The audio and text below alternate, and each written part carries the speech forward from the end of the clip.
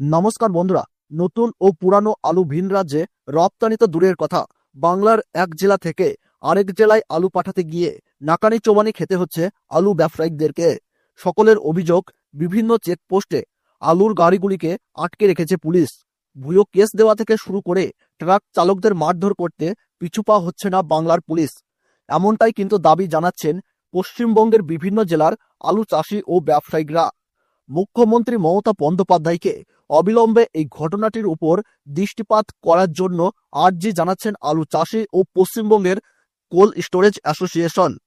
পশ্চিমবঙ্গের আলু ব্যবসায়ীদের হাত পা পুরোপুরিভাবে বাঁধা, আর এই সুযোগকে কাজে লাগিয়ে উত্তরপ্রদেশ, হরিয়ানা ও পাঞ্জাবের আলু ব্যবসায়ীরা ভিন রাজ্যের বাজারগুলিতে আলু সাপ্লাই দিয়ে তাদের হাতের মুঠোই করে নিয়েছে। অধিক দামেই কিন্তু তারা প্রত্যেকটি রাজ্যেই আলু বিক্রি করছেন এবং যার ফলে লাভে ফুলে পেঁপে উঠেছেন। উড়িষ্যা, বিহার, ঝাড়খণ্ড, আসাম সব রাজ্যগুলি পশ্চিমবঙ্গ থেকেই আলু কিনতে চাইছে, কারণ পশ্চিমবঙ্গ পার্শ্ববর্তী রাজ্য হওয়ায় আলু কিন্তু কম খরচেই পৌঁছে যায়। কিন্তু উত্তরপ্রদেশ, পাঞ্জাব থেকে আলু আনতে গেলে ট্রান্সপোর্ট ভাড়াই অনেক পড়ে যায়। এর ফলেই স্বাভাবিকভাবেই আলুর দাম বেড়ে যায়।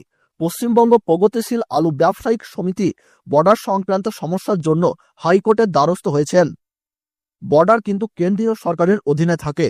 রাজ্য সরকার নিজের প্রয়োজনে বর্ডার বন্ধ করতে পারে কিনা, সংবিধানের ৩০১ নম্বর ধারায় কি রয়েছে তা জানতেই কিন্তু হাইকোর্টের দ্বারস্থ হয়েছেন ব্যবসায়ী সমিতি।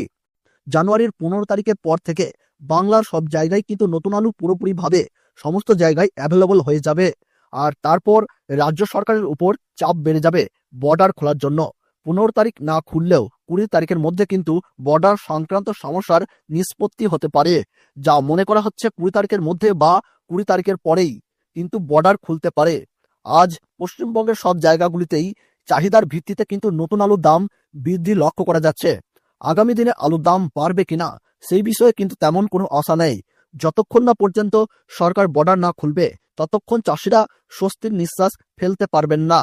আজ মশাগ্রামে নতুন আলুর দাম কিন্তু পোখরাজ হিসাবে চাষি ভাইদের জন্য মাঠেই লক্ষ্য করা যাচ্ছে ৭৫০ থেকে ৮০০ টাকা।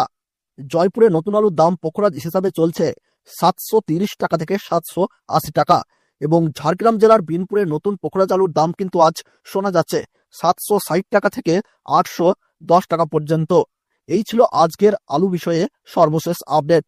আপনাদের কেমন লাগলো ভিডিওটি তা কিন্তু অবশ্যই কমেন্ট বক্সে লিখে জানাবেন, আর চ্যানেলটিকে সাবস্ক্রাইব করে পাশে থাকবেন যাতে এই ধরনের খবরের আপডেট সবার প্রথমেই পেয়ে যেতে পারেন।